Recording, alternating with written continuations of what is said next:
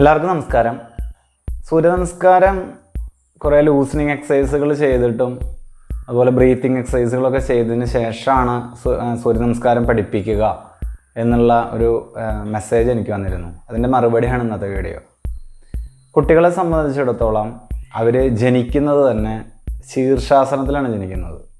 അവിടെ നിന്ന് അങ്ങോട്ട് അവർ മലർന്ന് കിടന്നുകൊണ്ട് കാണിക്കുന്ന ഓരോ അഭ്യാസങ്ങൾ കണ്ടു കഴിഞ്ഞാൽ അവർക്ക് പ്രത്യേകിച്ചൊരു ലൂസനിങ് എക്സസൈസുകളോ ഒരു ബ്രീത്തിങ് എക്സസൈസുകളുടെയോ കാര്യമില്ല.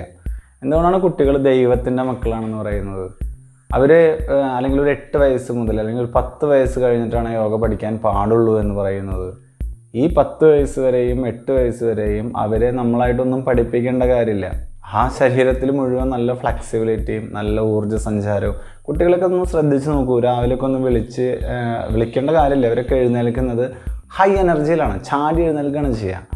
അപ്പോൾ നമ്മളെപ്പോലെ ഭയങ്കര ക്ഷീണമായിട്ട് ഒരുപാട് രോഗങ്ങൾ വന്ന് അമിത ഭക്ഷണവും കഴിച്ച് ആ ഒരു പ്രകൃതമാകുന്നതിന് മുൻപ് വളരെ കുഞ്ഞുനാളിലെ കുട്ടികൾ നല്ല എനർജറ്റിക്കാണ്, നല്ല ഹെൽത്തിയാണ്. അവർക്ക് പ്രത്യേകിച്ച് ഒരു ലൂസനിങ് എക്സസൈസുകളോ ബ്രീത്തിങ് എക്സസൈസുകളോ കൊടുക്കേണ്ട യാതൊരുവിധ കാര്യമില്ല. അവർ ഒട്ടുമിക്ക യോഗാസനങ്ങളും ചെയ്തിട്ടാണ് അവർ എഴുന്നേറ്റ് നിൽക്കുന്നത്. ഒന്ന് ശ്രദ്ധിച്ച് നോക്കൂ. മലർന്ന് കിടന്നുകൊണ്ട് അവർ ചെയ്യുന്ന അഭ്യാസങ്ങളൊക്കെ ഒന്ന് കണ്ടു കഴിഞ്ഞാൽ അത്ഭുതമാവും നമുക്ക്. ഫസ്റ്റ് തന്നെ കാല് എടുത്ത് തള്ളവരെടുത്തിട്ട് കടിക്കുന്ന ഒരു പരിപാടി തുടങ്ങുന്നവർ. അതിനുശേഷമുള്ള അങ്ങനെയുള്ള ഓരോ മൂവ്മെൻറ്റ്സുകളൊക്കെ ഒന്ന് ശ്രദ്ധിച്ച് നോക്കി അറിയാൻ പറ്റും കുട്ടികളിലുള്ള ആ ഒരു ഫ്ലെക്സിബിലിറ്റി. അതിനുശേഷം ഇവർ കമഴ്ന്ന് കിടന്നിട്ട് എന്താ ചെയ്യുക? നേരെ തല പൊക്കിയിട്ട് ഭുജംഗാസനം ചെയ്യുക. സൂര്യനമസ്കാരത്തിൽ ഭുജംഗാസനം അല്ലേ അത്? അവിടെ നിന്ന് മർജാര്യാസനം ചെയ്യുന്നു. മുട്ടുകുത്തി നിന്ന് മർജാര്യാസനമൊക്കെ ചെയ്ത് മെല്ലവൻ ഒട്ടുമിക്ക അഭ്യാസങ്ങൾ മുഴുവൻ ചെയ്ത് കഴിഞ്ഞിട്ടാണ് ആൾ എഴുന്നേറ്റ് നിൽക്കുന്നത്. എഴുന്നേറ്റ് നിൽക്കുന്നത് മുതലേ അവിടെ നിന്ന് നടക്കാൻ തുടങ്ങുന്ന ആ ഓരോ ശ്രമത്തിലും എത്രയോ വീഴ്ചകൾ, എത്രയോ അപകടങ്ങൾ ആ കുട്ടിക്ക് ഉണ്ടാകുന്നുണ്ട്. അതൊന്നും കുട്ടിയെ ബാധിക്കുന്നില്ല. കുട്ടിയുടെ ശരീരത്തിൽ മുഴുവൻ ഊർജം ഇങ്ങനെ പ്രവഹിച്ചുകൊണ്ടിരിക്കുകയാണ്, ഊർജം നിറഞ്ഞുകൊണ്ടിരിക്കുകയാണ്. അതുകൊണ്ട് തന്നെ ആ ഊർജത്തിൻ്റെ ആ ഒരു ശക്തി കൊണ്ട് അവരിൽ എല്ലാവിധ അസ്വസ്ഥതകളും മാറാണ്. അതാണ് കുട്ടികൾ ദൈവത്തിൻ്റെ മക്കളാണെന്ന് പറയുന്നത്. ഹൈലി എനർജറ്റിക്കാണ് അവർ. ആ ഫ്ലെക്സിബിലിറ്റി ഉള്ളതുകൊണ്ട് തന്നെ ശരീരം മുഴുവൻ ഊർജത്തിൻ്റെ സഞ്ചാരം സുഗമമായിട്ട് നടക്കുകയാണ്. ശ്വാസം എല്ലാ ഭാഗങ്ങളിലേക്കും എത്തുകയാണ്. അങ്ങനെയുള്ള കുട്ടികളെ സംബന്ധിച്ചിടത്തോളം പ്രത്യേകിച്ച് വേറൊരു ലൂസനിങ് എക്സസൈസുകളോ ബ്രീത്തിങ് എക്സസൈസുകളോ ചെയ്യേണ്ട കാര്യമില്ല. ഇവർ നന്നായി ഓടിപ്പടഞ്ഞ് കളിക്കുന്ന കുട്ടികളാണ്. ഫുൾ മടിയും പിടിച്ച് വെറുതെ കമ്പ്യൂട്ടറിൻ്റെ മുന്നിലോ അല്ലെങ്കിൽ ടേബിൻ്റെ മുന്നിലോ ഗെയിം കളിച്ച് മാത്രം അടിക്കുന്ന കുട്ടികളുടെ കാര്യമല്ല ഞാൻ പറയുന്നത്. എന്തെങ്കിലും ആക്ടിവിറ്റീസൊക്കെ ചെയ്യുന്ന കുട്ടികളാണ് ഇപ്പോൾ ഏറ്റവും കൂടുതൽ. ഫുൾ ടൈം ഇങ്ങനെ വെറുതെ ഇരുന്ന് ഭക്ഷണം കഴിച്ച് വീർത്തിട്ടുള്ള കുട്ടികളുണ്ട്, രോഗങ്ങളുള്ള കുട്ടികളുണ്ട്.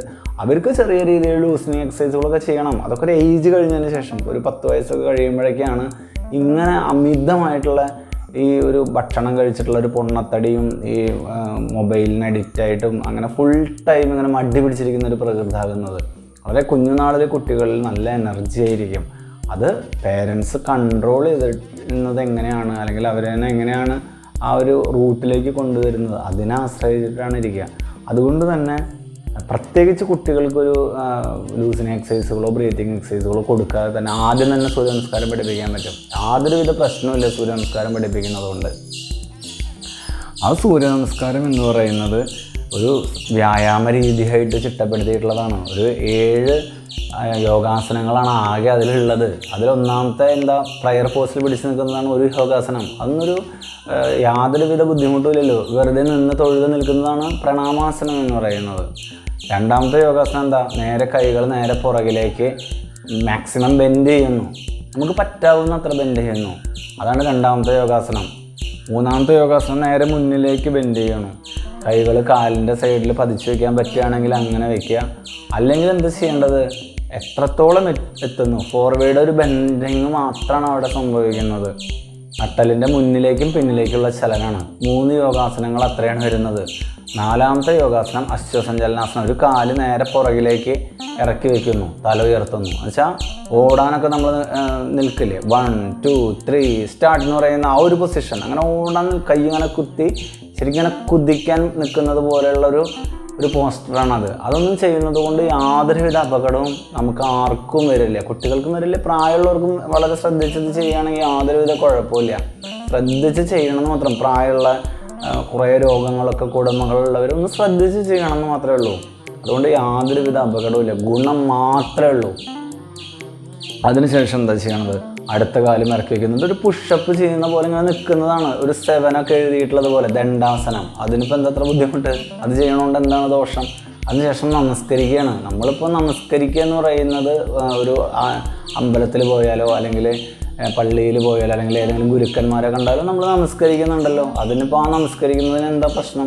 ഇതെന്ന് വെച്ചാൽ കിടന്നുകൊണ്ടുള്ള നമസ്കാരമാണ്. കിടന്ന് അഷ്ടാംഗങ്ങൾ താഴെ പതിച്ചിട്ടുള്ള ആ അഷ്ടാംഗ നമസ്കാരം ചെയ്യുന്നത് ഏറ്റവും നല്ലതല്ലേ? അത് ചെയ്യുന്നതുകൊണ്ട് ഒരു ദോഷവുമില്ല, ആർക്കും ഒരു പ്രശ്നവുമില്ല. അതിനുശേഷം ചെയ്യുന്നത് ഭുജംഗാസനമാണ്. ഈ കുഞ്ഞു കുട്ടികൾ തല പൊക്കുന്നതാണ് ഈ ഭുജംഗാസനം എന്ന് പറയുന്നത്. കുഞ്ഞു കുട്ടികൾ മുതൽ തന്നെ ശീലിച്ച് വന്നിട്ടുള്ള ഈ ഒരു പോസ്റ്റർ ചെയ്യുന്നത് ഏറ്റവും ബെസ്റ്റ് അല്ലേ? നട്ടലിൻ്റെ പുറകിലേക്കുള്ള ബെൻഡിങ് ഏറ്റവും ബെസ്റ്റാണത്. അതിനുശേഷം എന്താണ്? കൈയും കാലും അവിടെ ബലം കൊടുത്ത് നേരെ ഉയർന്ന തല ഉള്ളിലേക്ക് മെല്ലെ ഇങ്ങനെ നിന്ന് തല ഉള്ളിലേക്ക് കൊണ്ടുപോകുന്നതാണ് പർവ്വതാസനം എന്ന് പറയുന്നത്. അത് ചെയ്യുന്നത് കൊണ്ട് യാതൊരു കുഴപ്പമില്ല. ഇതിലൊരു അഡ്വാൻസ് യോഗാസനങ്ങളും ഇല്ലാത്തതാണ് സൂര്യ നമസ്കാരം. ഇത്രയേ ഉള്ളൂ ഇതിൽ സൂര്യ നമസ്കാരത്തിലുള്ള യോഗാസനങ്ങൾ. പിന്നെ അടുത്തത് ചെയ്യുന്നത് അശ്വസഞ്ചലനാസന. നേരത്തെ നമ്മൾ തുടക്കത്തിൽ ചെയ്തത് ആവർത്തിക്കുന്നതാണ്. അതിനുശേഷം പാദഹസ്താസനം ചെയ്യണം, ഹസ്ത ഉത്ഥാനാസനം ചെയ്യണം, പ്രണാമാസനം ചെയ്യണം. ഈ 4 തുടക്കത്തിൽ നമ്മൾ ചെയ്ത 4 എണ്ണമാണ്. ഇങ്ങനെ ആകെ 12 സ്റ്റെപ്പാണുള്ളത്. അതിൽ ഈ 4 എണ്ണം ആവർത്തിച്ച് വരുന്നതാണ്.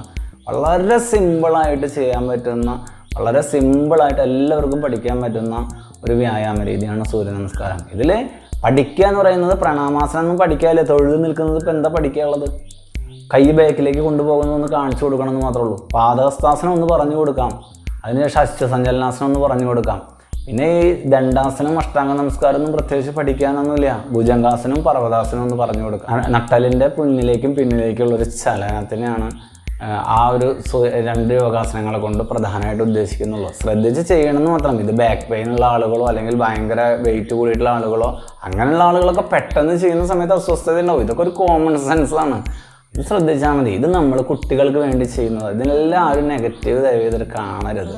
എന്തിലും നെഗറ്റീവ് മാത്രം പ്രചരിപ്പിക്കുന്ന ഒരു രീതി, പ്രത്യേകിച്ച് ഇത് സ്പ്രെഡ് ചെയ്യുന്നത് യോഗ ടീച്ചർമാരാകുന്നത് കൊണ്ടാണ് ഏറ്റവും വിഷമമുള്ള ഒരു കാര്യം. പ്രത്യേകിച്ച് യോഗ ടീച്ചർമാർ തന്നെ ശ്രദ്ധിക്കുക. എന്താണെന്ന് വെച്ചിട്ടുണ്ടെങ്കിൽ ഇതൊരു നല്ല കാര്യമായിട്ട് എടുക്കുക. എല്ലാ കുട്ടികളിലേക്കും ഈ ഒരു സംഭവം എത്തിക്കുന്നത് ഏറ്റവും നല്ലതല്ല. ഈ മടി പിടിച്ച് വെറുതെ വീട്ടിലിരിക്കുന്ന കുട്ടികൾ എന്തെങ്കിലും ഒരു ആക്ടിവിറ്റി ചെയ്യട്ടെ. ഇതിൽ പങ്കെടുത്തില്ലെങ്കിലും കുഴപ്പമൊന്നുമില്ല. അവരതിനു വേണ്ടി ശ്രമിക്കുന്ന സമയത്ത്, വെറുതെ വീട്ടിൽ ശ്രമിക്കുന്ന സമയത്ത് അവരുടെ ഹെൽത്തിന് ഒരു വ്യായാമം കിട്ടല്ലേ, ശ്വാസ സംബന്ധമായിട്ടുള്ള പ്രശ്നങ്ങളൊന്നും തീരല്ലേ, അവരുടെ ശരീരത്തിനും മനസ്സിനും സർവോപരി ആത്മീയവുമായിട്ടുള്ള ഗുണം കിട്ടുന്ന ഇത്രയും ബെസ്റ്റായിട്ടുള്ളൊരു വ്യായാമ രീതി പരിശീലിച്ച് നോക്കുന്നതിൽ എന്തിനാണ് നെഗറ്റീവ് പറയണത്? എല്ലാവരും പരിശീലിച്ച് നോക്കട്ടെ.